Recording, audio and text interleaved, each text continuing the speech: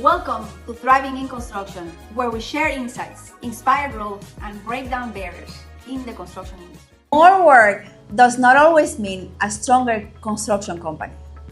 You can be growing revenue, winning bigger projects, while your cash flow and financial position are telling a very different story. In this episode, I sit down with Warren Alter, founder of Alter Surety Group, who brings more than 35 years of experience helping contractors understand risk, strengthen their bonding capacity, and prepare for sustainable growth. We get practical about the financial blind spots contractors often miss, what sureties are really looking for when they say no to a project, and why protecting your cash flow matters as you scale. In addition to that, we also have Emilio Criado, co-founder of Lunacon, participating in this exciting conversation. Because growth isn't just about winning more work, it's about building a construction company strong enough to sustain the growth that you're aiming for. Let's get into the conversation with Warren Alter and Emilio Criado. Well, welcome to the podcast. I am very excited about the opportunity to talk to not only a friend, but also someone that is extremely experienced in the construction industry in the area of risk and also finances. He is devoted to help contractors get bonded so they can get contracts. And you can understand when we talk to him, you're going to see how passionate he is for the industry and for the people that work in the construction industry. And his name is Warren Alter. He's a friend, but he's also he's our advisor, and he's also the person that channels our bonds with the sureties. And I have here Emilio Criado, my partner, who is here to also sometimes we're gonna see if we could ask him questions. He's also he's a testimony as well as myself of what we have been able to do with Warren's professional advice, but also his friendship. So with no further ado, Warren, how did you get into this industry? And thank you so much for being in here because I know you're very busy. Well, Patricia, Emilio, thank you very much for having me and inviting me to participate in this. So to answer your question, people that are in the surety business don't go to school or grow up wanting to be a surety bond agent. You fall into it one way or another. I was fortunate from the standpoint that my father was an insurance agent, and the focus of his insurance agency and his partners was the construction industry. And they had folks that handled the insurance for contractors, and they had folks that handled the bonding. So after working at Prudential Insurance as an insurance agent handling personal lines insurance for 2 years, my dad asked me if I'd be interested in joining his business, and with his guidance had me get into the bond side of the operation where he was strictly the insurance side. So from that, which started back in 1991, that's when my career in bonding began. Wow, I didn't know that.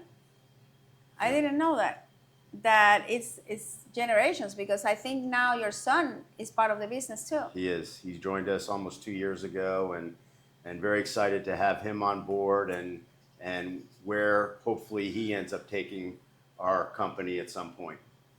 Wow. And you know what? That's something that we contractors can learn from, because he had a succession plan, well thought, your father, for the business. And your relationship was so good that you accepted the invitation to work with him. Yep. That's awesome. Yep. Congratulations. That tells a lot about you as a father and as a son.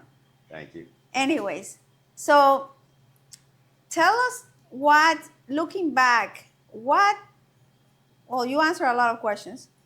Many contractors think about bonding just as another requirement to win projects. And I'm going to ask Emilio here because we've been in business for 20 years, about 20 years. But I know from where, looking back 20 years for myself, when I looked at bonding, it was kind of scary. I don't have the same perspective as today. And you experience bonding based on wherever you came from, like whatever you learned from another company you worked at. So everybody has a different relationship and a different experience. Today, I have a completely different view. So when a contractor shows up to you, what's your hope? What is your hope that they get to? And to me, in answer with this thought, we don't necessarily share everything. What would you hope a contractor do that would allow them to maximize the return on the investment of your time and your advisory, which is a really good word. You're an advisor, you're not here just to get a bond. You're an advisor. And to me, if every contractor could get bond and go through that process and stick to the process, they would have much better results.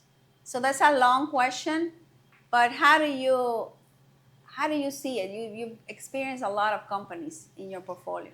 I think that the key, very early, and this goes back to when I worked doing personal lines insurance at Prudential Insurance and watching motivational speakers, and something that's always stayed with me is people don't fail to plan. People don't plan to fail, they fail to plan.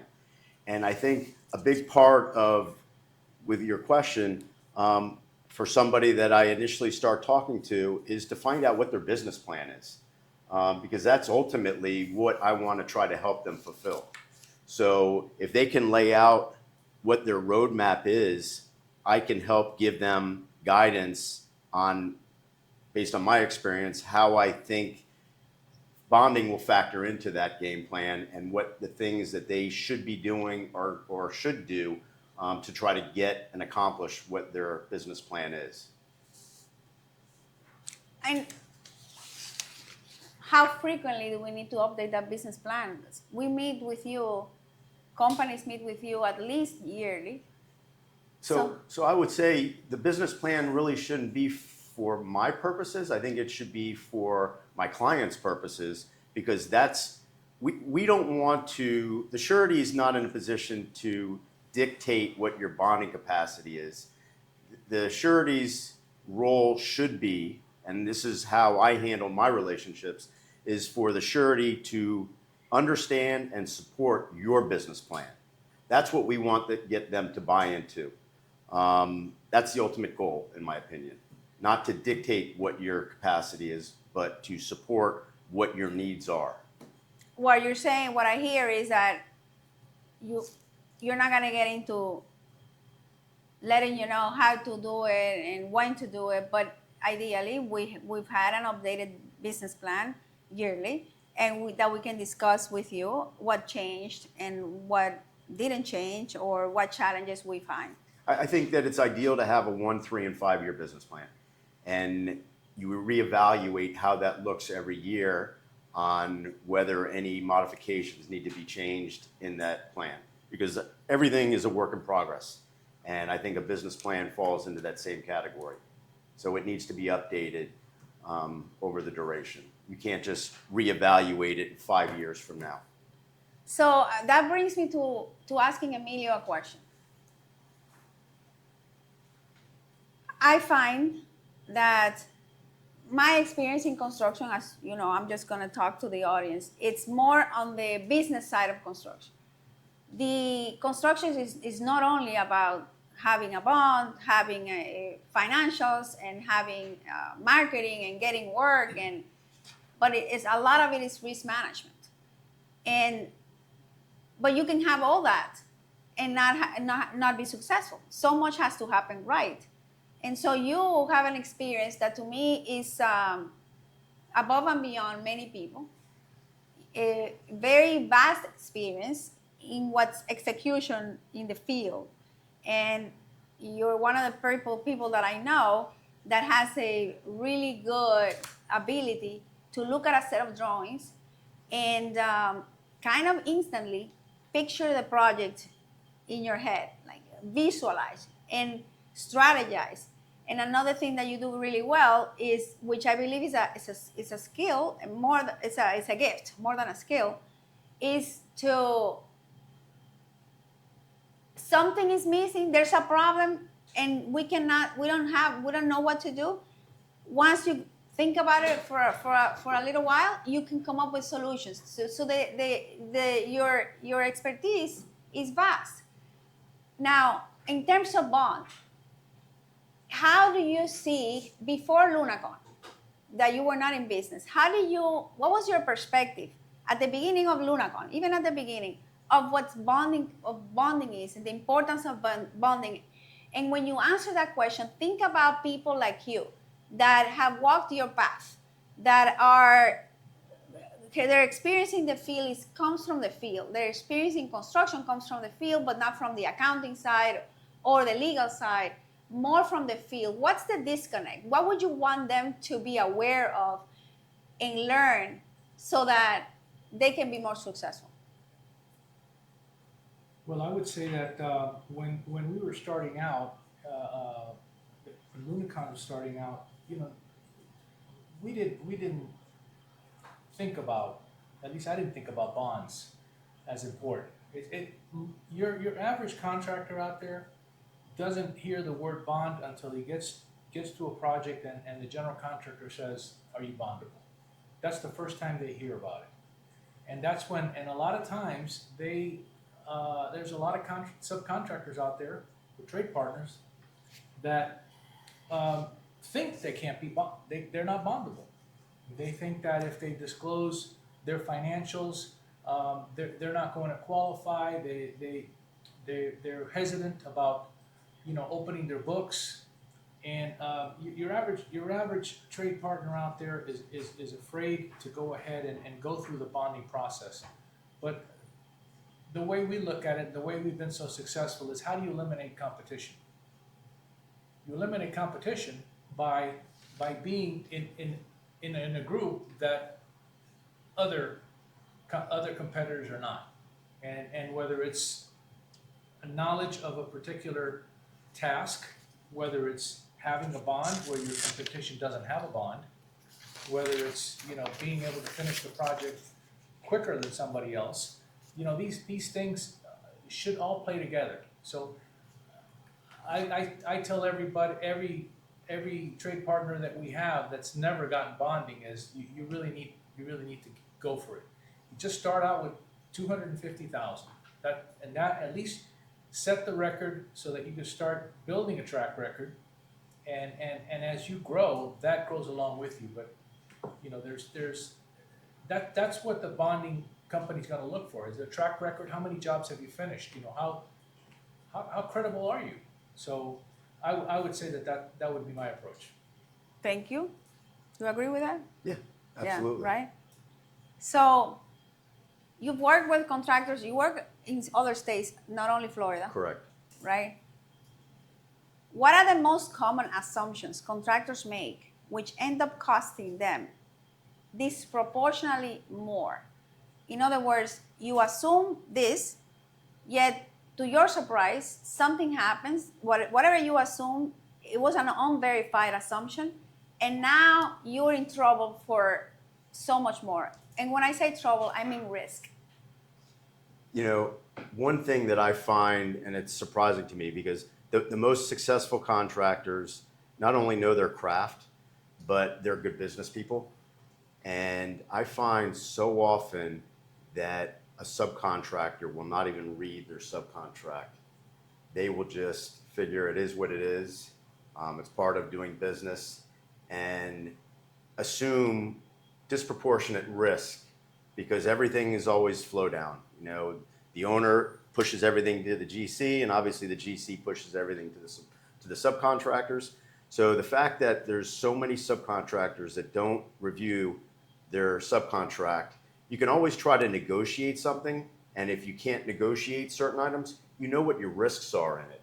And that's just as important to know how you're going to proceed in a contract, knowing where potential pitfalls could be so that you conduct yourself properly throughout. So I'd say that's a major item that I see quite too often. So would you advise when you read the contract, ideally, right? But people don't find time to read the contracts, which, to your point, do you think that the next step it would be to create perhaps a risk log and identify a cost to it, or perhaps even no, don't go after the project? Do you think that would be a good practice? So my first response is, and I think it's always the best response, but it's also a costly response, is to have your construction attorney review a subcontract or a contract. It's one thing if you've had them do it before and there's no changes and you're doing more work for that same GC, you don't go through the expense each and every time. And if you asked me the question a year, 2 years ago, I'd probably give a different one than I'm going to give right now. A very valuable source is AI. You can download a subcontract into ChatGPT or a Claude and ask the AI, where are my pitfalls? What items should I try to negotiate? And AI will even give you the written response to send back to the GC, so that you don't even have to put the time and effort to do that either. And that way you know where your risks are. So again, that's why my answer today is different than it would have been a couple of years ago. And that's true. We do that also as in the contracts to our clients. The biggest thing is people that think that they have been in the industry for so many years, and they don't give the AI the opportunity to advise them because it's hard to comprehend. I've heard people say, "Oh, don't put everything at the same time. It's gonna like if it was a human," but that's not the way it's supposed to be. We've been using AI, and it's powerful. Amazing tool. It's powerful. It's not 100%. No. But it's an amazing tool. Yeah, it's all depends on the prompts and the questions that you ask. But we'll have another one on AI. I love it. Financials, financially and operational. What are the signs that you, in your experience, what 3 things happen that they shouldn't have happened in a project in terms of financials and operations? What 3 things a contractor should not do? Like, you make sure that you don't do these 3 things and you'll have a positive outcome on your financial statements. One is to focus on the company's cash flow and try to minimize any disruptions to that are within the control. What I mean by that is sometimes you see contractors that will utilize funds in the company for things that are outside, unrelated to the business. It may be buying a duplex to rent out or a commercial property, things that have an impact on the bonding. That's always an issue. So another thing is being fully transparent. If you're going to do something, make sure that that's going to have an impact on the company's financials, is to have the conversation with your surety agent so that they can let you know what the repercussions of making certain moves would be. Doing cash flow analysis on your projects and setting up the schedule of values appropriately so that you're utilizing, whether it's if you're a sub, the GC's money, or ultimately the owner's money, to help cash flow your projects, which in turn helps you cash flow your company and helps retain your cash balances. Because with contractors, there's an old saying that's so true: cash is king, and cash solves problems. Yeah. Well, we did a challenge together. You were part of it. Right. And it took me years to have that, that discernment and the conviction that it's not a theory. And the only thing that is a theory, it's a profit that you project to have at the end of the job. But cash is a reality, and it's a daily reality. Right. Reflected by the balance sheet. So, and Emilio, is there something that you would want to tell? Because you're in operations. A lot of times I see people in operations They just worry about getting the job done, quality, and moving. What's what would you want listeners to be aware of that you maybe it's a discovery that you had through the experience of Lunacon? Regarding the same question that Cash flow that one? and cash flow. Yeah.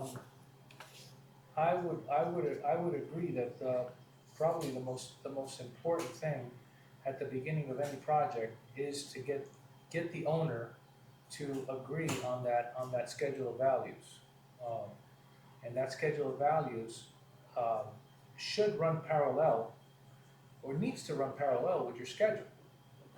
In other words, as the money comes in, your purchases, more often than not, contractors these days are not reading the front end documents, and they're not aware of certain things.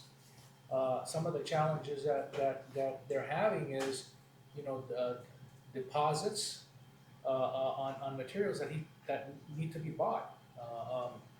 Certain subcontractors require deposits.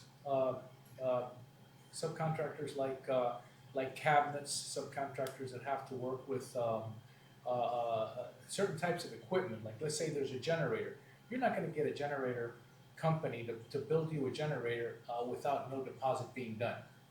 And then you need to know that in the front end documents, when you talk to that owner, you say, hey, I need 50% of 250,000. He's going to say, take a hike.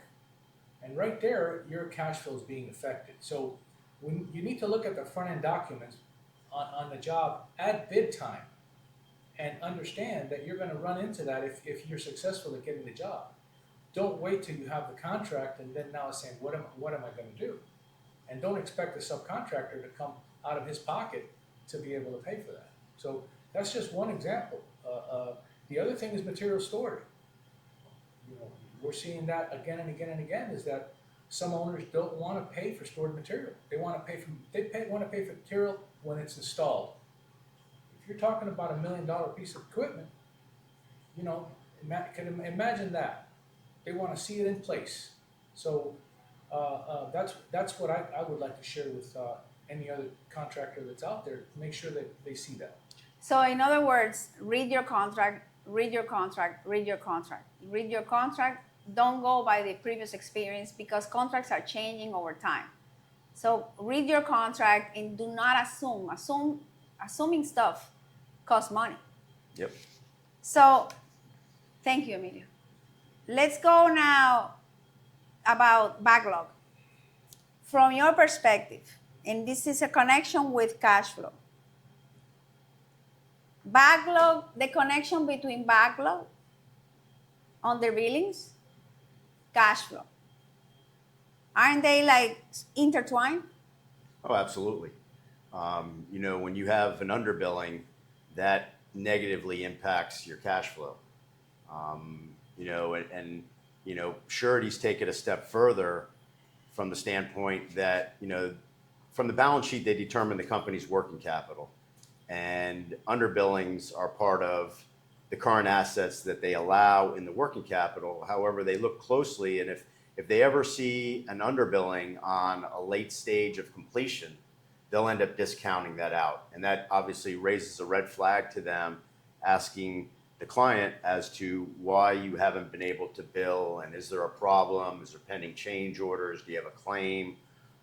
So that's a red flag to a surety to ask questions and potentially discount from working capital when a job is 90% plus complete or so, and they see an underbilling. So it definitely impacts cash flow. Yeah, and backlog. And backlog. One or the other are very, very connected. Yeah, well, the You underbilling is determined based on, the work in progress schedule. So yes. The billing, how much were you able to bill versus how much work is in place. And so that could be a session in itself to explain underbilling. I find that a lot of people do not understand underbilling. But in my experience, brings me to the other question. Change orders. Every time I say change orders, I get not excited. It just keeps me, right? Remember experiences around that. And I find clients more, not every client, but there's so many clients out there that they actually expect you to do change order for free or without an approval. Whereas in contracts, the contract itself that they created says don't do change order work without an approval. But I find that people that represent these clients in the field, they have people that supervise the construction. They have a training on how to try to manipulate the process and make you even feel bad that you are not doing change order work without an approval. I mean, it's like a game. And so the change orders that you do without an approval don't allow you to get paid on time. I mean, on that cycle. And that, whenever we have had issues with underbilling, it's like straight up, it's change orders. Most of the time, it's change orders. Because if you don't have the approval, you can't bill. The work is done. So help me understand the philosophy around doing change order work without an approval. We stopped that, but we did it, but we had to go through so much pain to understand that. Explain to me why, in your opinion, and what can be done. If somebody has that habit of saying yes, and to me, those are, I think a lot of contractors are pleasers. They don't know how to say no. But explain to me, what's the philosophy that you guys have around change orders? And what do you think is that we need to learn as contractors? Well, I think it goes back to one of the earlier questions is you need to know your contract. So the contract is going to dictate the requirements. And if you, as a subcontractor or general contractor, decide to deviate from that, you're doing it at your own risk. So you ultimately may not get that change order approved, but you wanted to keep that job going to stay in a good light with the owner on the project. You potentially are going to hurt yourself. So I think that taking a firm hand on pointing out to whoever's trying to influence you to do the work that they're asking you to do something as a volunteer and without any certainty as to whether you'll get paid or whether you get paid the justified amount for the work you do. So I think that is the most important critical item. And at the front end, if something is not equitable, try to negotiate that item. Sometimes you see a lot of owners will say, we're going to give you a directive and you have to go do that work, and we'll talk about price later. Recognize the exposure that you're taking on that, because whatever cost you incur and you have to wait to the end of the job to start those negotiations, that's carrying costs for you. So sometimes you should factor in and again, it comes down to knowing your owner or knowing your GC, vetting them out. You want to make sure how they conduct business, and if you have to have a contingency included in your bid for these types of attitudes that you're going to be dealing with, you need to factor that in. Yeah. But, govern yourself, be cautious is what it really comes down to. And be cautious means identifying the risk, qualifying the risk, putting a number to it, and having the ability to sometimes say no. Right. But I find that a lot of times decisions are made more emotionally than anything else, and you have a tendency to believe that you need to get this work and you need it, and if not, because I think sometimes saying no to a project is a way to make money. It doesn't it's being more profitable, because saying no to a bad job and a client that has a philosophy of not paying, because some people think like that. Well, so there's a saying that the best job you ever had is the one you didn't get. Yeah. So there's something to be said about that. Yeah, I absolutely agree. Any comment, Emilio, that comes to mind? Yeah, I think that what we need to understand is when you do a change order without an approval, it doesn't become a priority to the owner later on, months down the line, when you have to get that documentation from them. They're not going to sign it as diligently as if they would when they needed it at that moment. Yeah. Now you're chasing them. Now you all also have absorbed the cost within the company. So the suffering's there, you just don't see it. But you exhausted your labor, you purchased material, this is now in the system, and you haven't collected. So by the time that change order gets approved and comes back into that approval comes back into the company, you know, you've suffered some cash flow. For sure. And a lot of companies don't see that, you know. Well, we're talking from experience. We'll learn this as we go. Right. And the other thing is, I want to make sure that upper management, that their philosophy trickles down to the field. Because a lot of times superintendents and project managers, they sometimes want to avoid conflict with the owner. They want to say, oh, I want him to like me. He really needs this. It's an emergency. I'm going to get it done, and then, you know, we'll follow up. And that is where you get burned, because that's when you know at the end, you know, who your client is, and it's not a priority anymore. Once the services are rendered, that's it. Yeah. And one thing we've learned over the time is that people do avoid conflict and confrontation. Having these crucial conversations, maybe they don't know the contract well. Maybe they like to please, like Emilio said. There's hesitation around saying no, confronting, right? Let's have this conversation now. It's not personal. It's in the contract. And people, I think lack of knowledge in the contracts, it boils down to that. Knowing that you have a contract that protects you, that guides you as to what steps to take is crucial. It helps you have the conversation. Because you only need to say, I can't do this change order.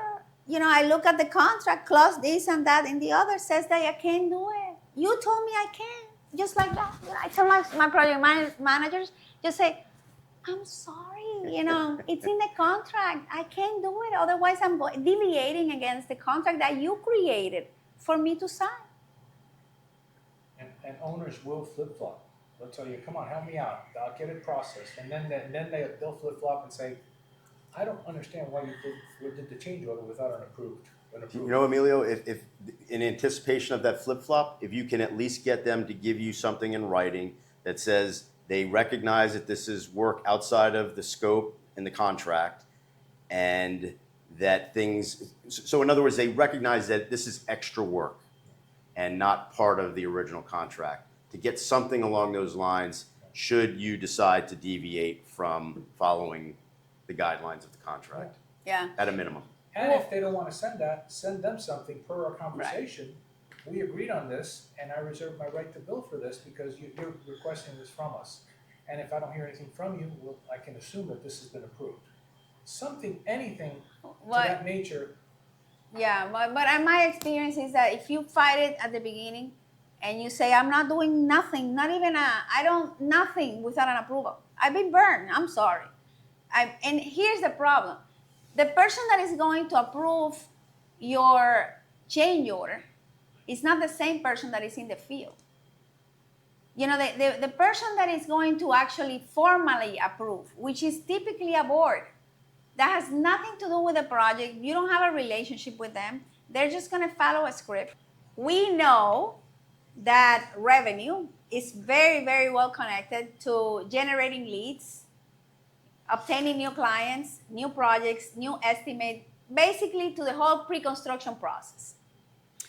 So, in your opinion, Warren, should we ever say no to a project? What should we do to selecting a client? When we're selecting a client, what do we need to keep in mind when we're going through these projects and saying no, saying yes, analyzing them? Because you don't have the perfect anything. But at some point, you have to say no.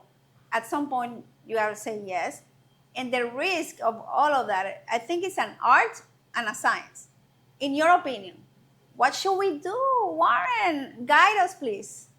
Well, I think that every contractor should have a go or no go policy or procedure within their office to determine whether an owner has a good reputation, whether they have the funding for the project, whether they have a litigious background or not.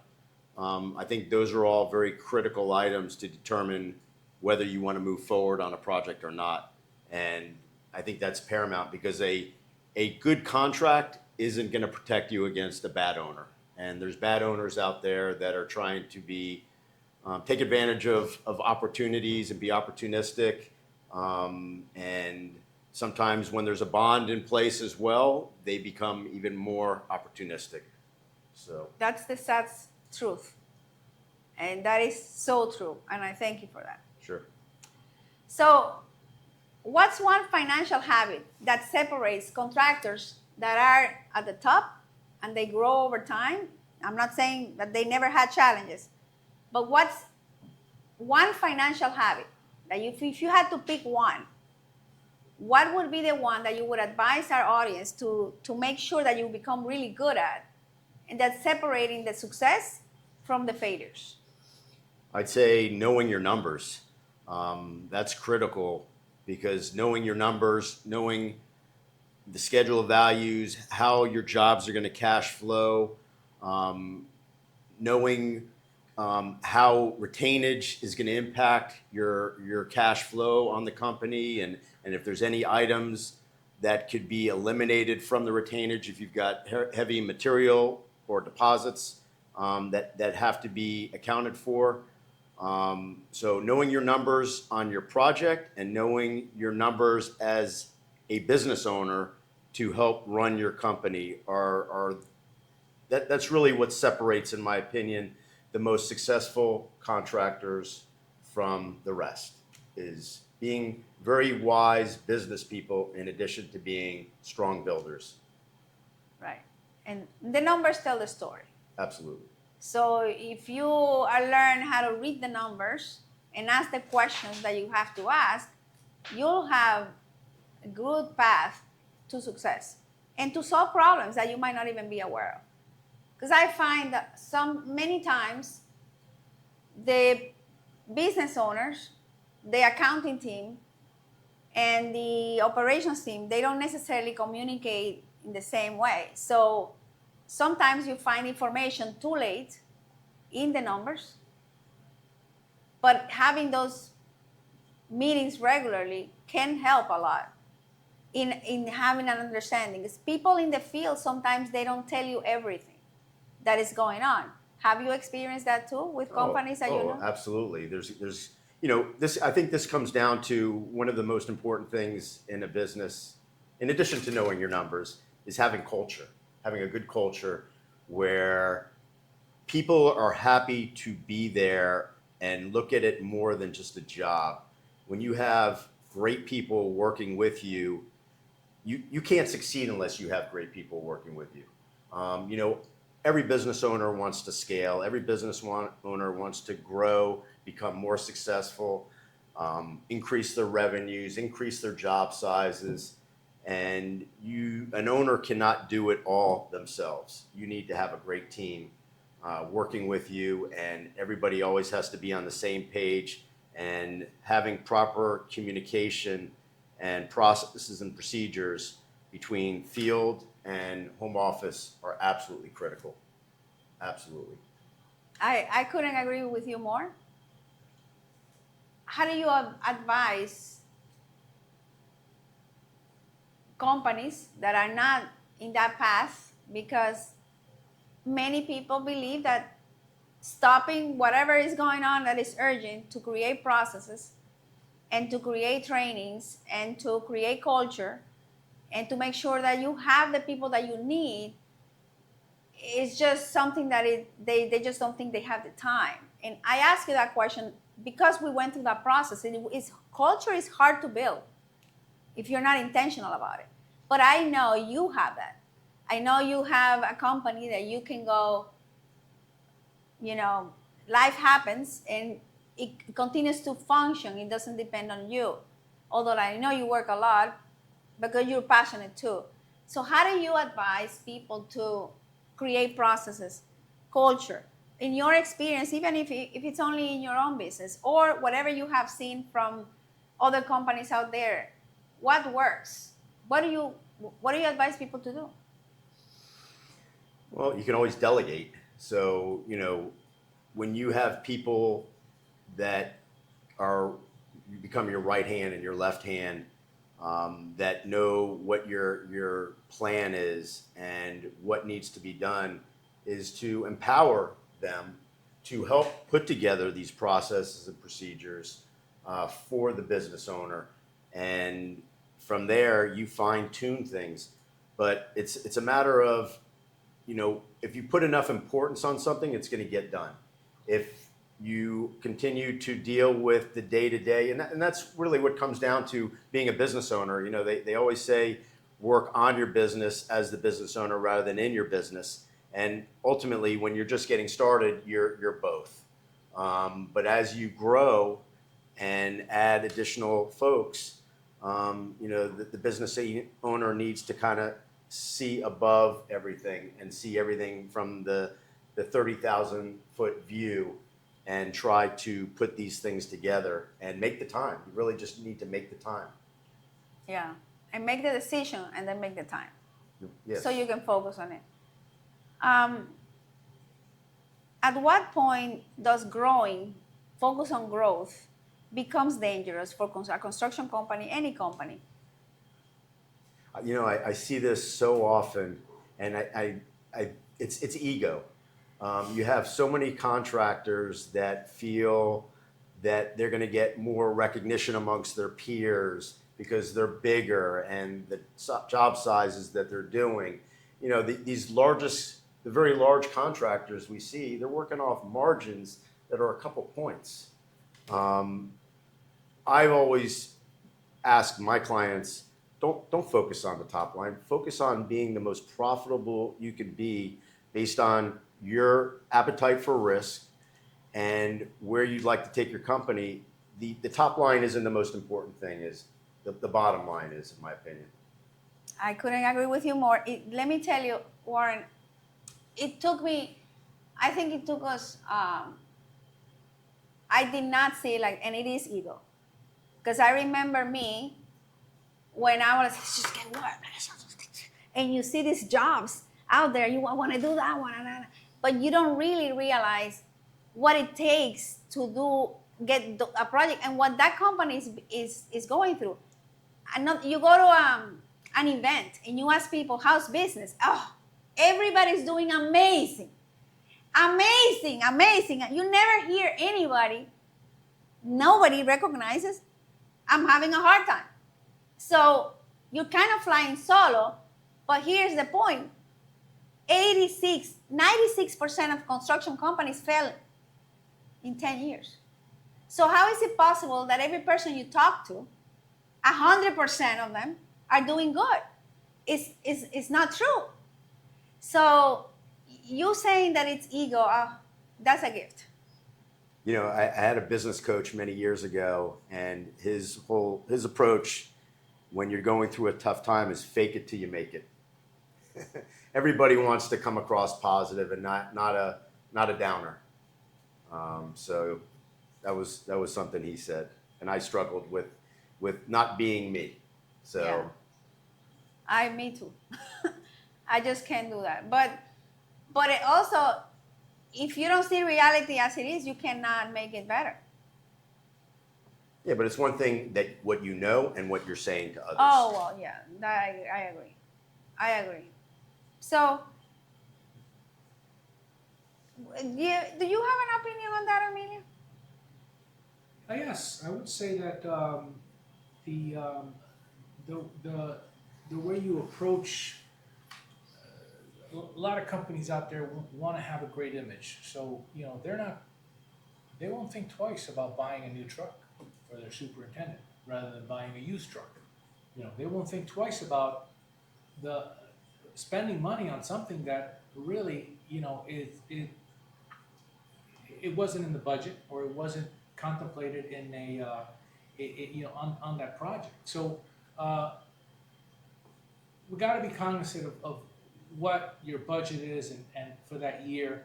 What, if you're planning ahead for that year, you're going to have an advertising budget, you're going to have a traveling budget.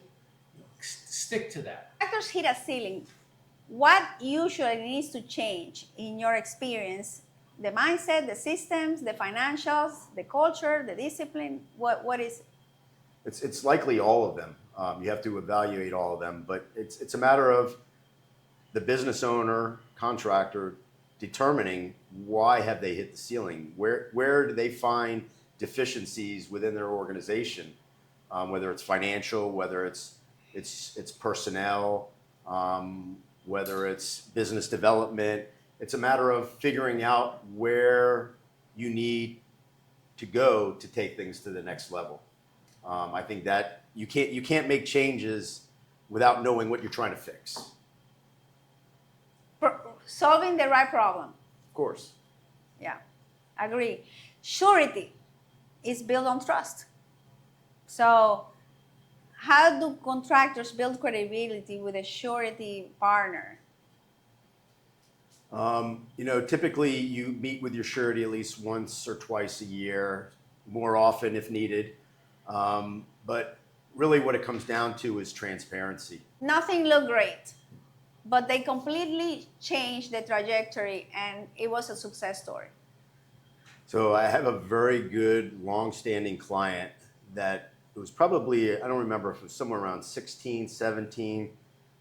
There was a lot of work, a lot of public work out there, and they just started ramping up. There was a lot of opportunities. It was all predominantly all in the public and federal sector.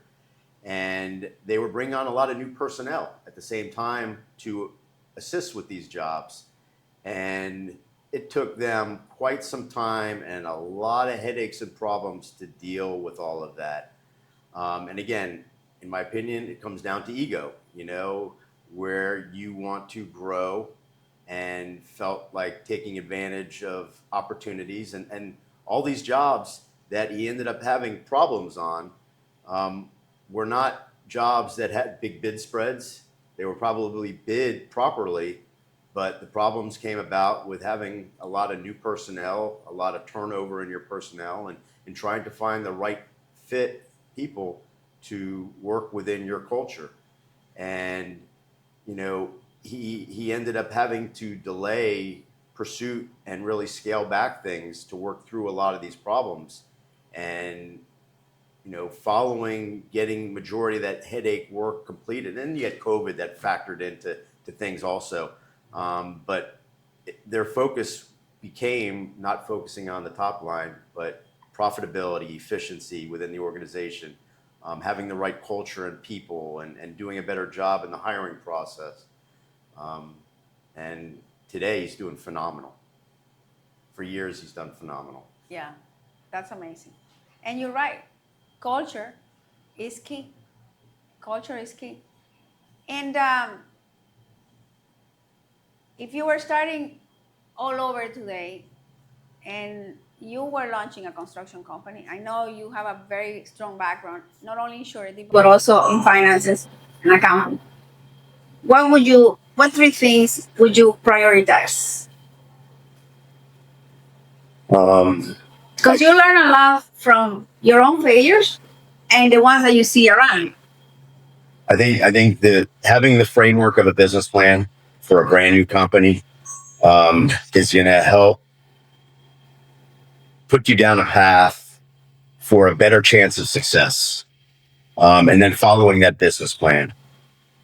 Next, I would say is being very critical in your hiring process and trying to find the right people that want to have a great job and see a future with a company and see the ability to grow within a company, and have those folks just, you ultimately want the people that work with you to go to battle for you.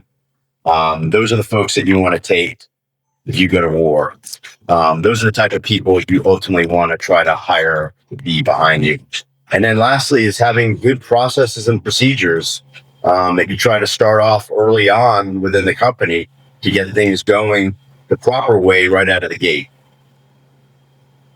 Processes and procedures are critical. Yeah. Absolutely critical. That's how the money is made. Yeah. That's where the profits are, the process and procedures. And unfortunately, if there's something I would want people to really believe, it's the time you take in developing processes and procedures will save your company, will save you headaches, will prevent you from risk. Your employees will have a better time in your company. You will have more freedom.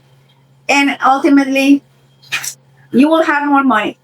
And that's why we got in business, to make money. So let's start making the decisions that we need to make and taking the action the steps we need to take to make money. Even though it's hard. I heard someone say one time, success and comfort, they don't live on the same street. Doing trainings and processes is very uncomfortable. Very uncomfortable. Having the right culture is very uncomfortable. Focusing on profit and not on the top revenue is very uncomfortable. But you know what? All of those are married. They live together. They are friends on the same street. So if you want to be successful, start focusing on those. With that, we leave you, and I thank you, Warren and Emilio, for accompanying me in sharing lifetime worth of knowledge in the industry, and I wish you a lot of success. Thank you. Thank you. Thank you for joining us in this conversation with Warren Alter.